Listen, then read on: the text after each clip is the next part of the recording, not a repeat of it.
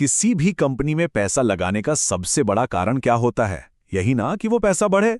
और देखिए, किसी कंपनी का शेयर प्राइस तभी बढ़ता है जब वो अपने पैसों का सही इस्तेमाल करके अच्छा खासा प्रॉफिट कमाती है। तो चलिए आज एक ऐसे ही कमाल के रेशो को समझते हैं जो हमें बताता है कि कोई कंपनी अपने कैपिटल को कितनी कुशलता से इस्तेमाल कर रही है। इस जबरदस्त टूल का नाम है ROCE, यानी रिटर्न ऑन कैपिटल एम्प्लॉयड।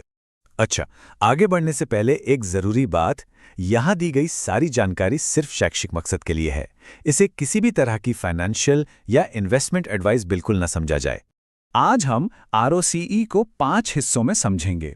पहले ये है क्या, फिर इसके फॉर्मूले पे नज़र डालेंगे, इसके बाद एक असली दुनिया के उदाहरण से इसे समझेंगे, फिर जानेंगे कि इसका इस्तेमाल समझदारी से कैसे करें, और आखिर में एक छोटी सी क्विज से अपनी नॉलेज टेस्ट करेंगे। तो वापस उसी बुनियादी सवाल पर आते हैं, आखिर कोई किसी कंपनी में निवेश करता ही क्यों है? जवाब बहुत सीधा है, हम सब अपने पैसे को बढ़ता हुआ देखना चाहते हैं, और बस यहीं पर ROCE जैसा टूल हमारी मदद करता है ये पहचानने में कि कौन सी कंपनियां ये काम सबसे अच्छे से कर रही हैं।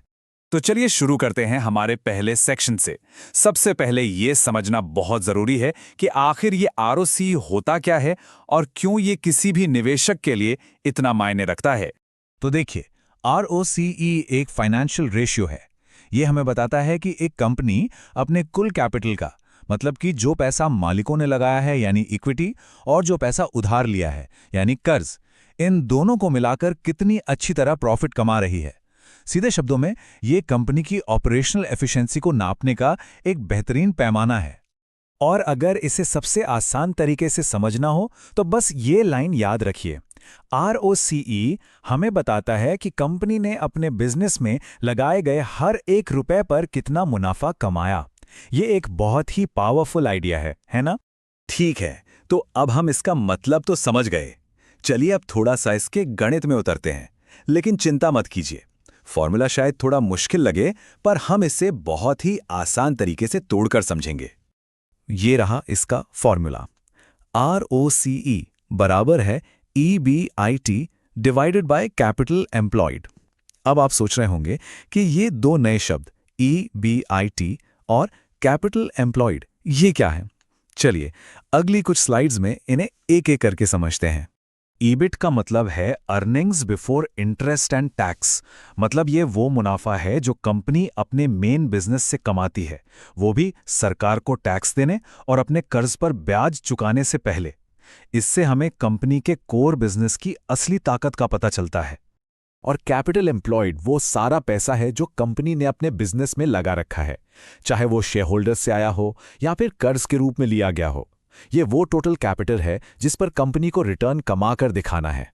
चलिए अब इस फॉर्मूले को दो बहुत जानी मानी कंपनियों के उदाहरण से समझते हैं ताकि ये कॉन्सेप्ट पूरी तरह से दिमाग में बैठ जाए।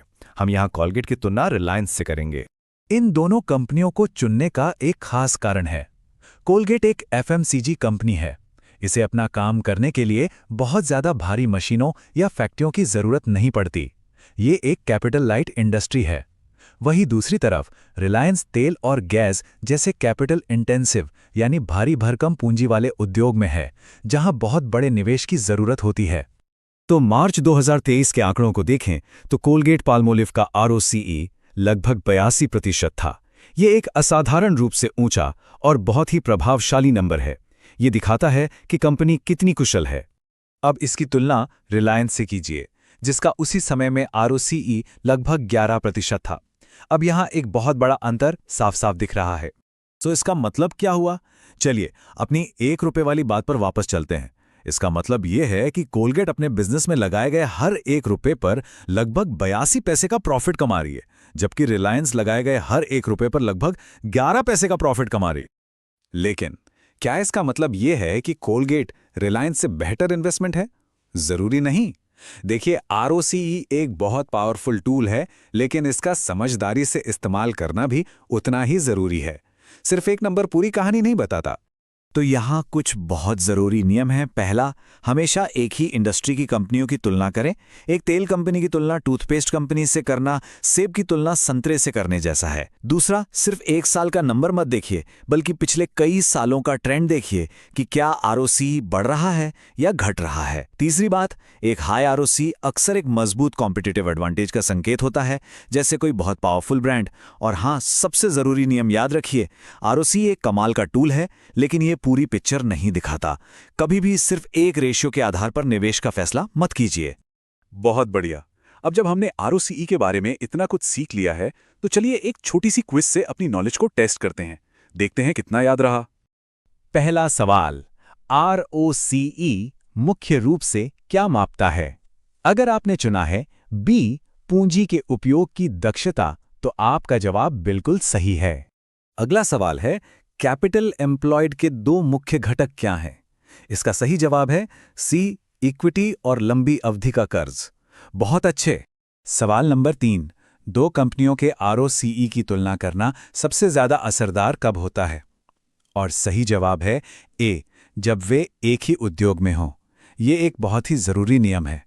चौथा सवाल ये रहा, रॉसी का विश्लेषण करने के लिए इनमें से कौन सा एक प्रमुख नियम है?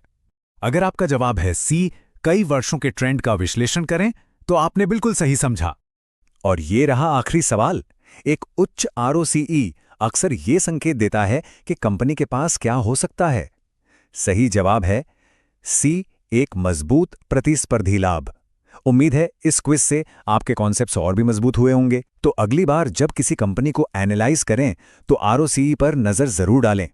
ये आपको बताएगा कि कंपनी मुनाफा कमाने में कितनी माहिर है। लेकिन याद रहे, हमेशा पूरी तस्वीर देखें।